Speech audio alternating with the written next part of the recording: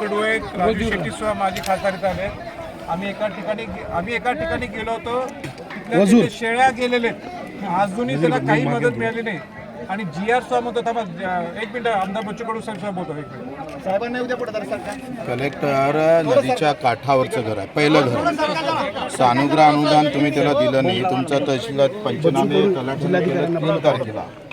9 तारखेपर्यंत पंचनामे तहसीलमध्ये दाखल होत नाही. काय करताय तुम्ही? कमाल आहे तुमची.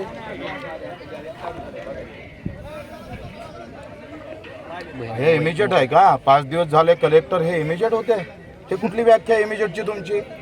त्या नदीवरचं पहिलं घर आहे, पहिल्या घरला सानुग्रह अनुदान भेटलं नाही. कशाला करायची कलेक्टर की हजूर? सोडून देते, काही करू नका तुम्ही. आता तुमच्या घरावर येतो आम्ही, तिथंच करू हिशोब सगळा. त्याला आज पैसे द्यायला लावा हरामखोराला. हे बरोबर नाही. तुम्ही तिथं बसून हे नका करू. वाटलं पाहिजे थोडी 4-5.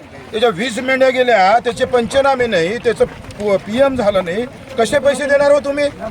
कसे पैसे भेटणार?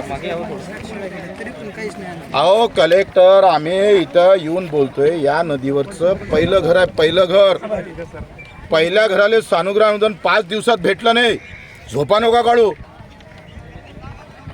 ते मला शहाणपणा नका शिकू. नुकसान बाकी बाहेरच्या जिल्ह्यातला हे बोलावा. त्या आयुक्ताला सांगा, विभागीय आयुक्ताला. तुमचा तलाठी सुट्टीवर जाते, तुम्ही हे सुट्टीवर जा.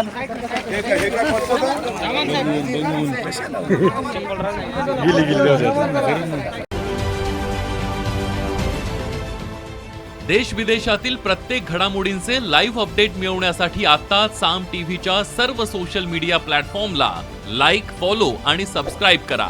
तसंच सर्व नोटिफिकेशनसाठी बेल आयकॉन प्रेस करायला विसरू नका.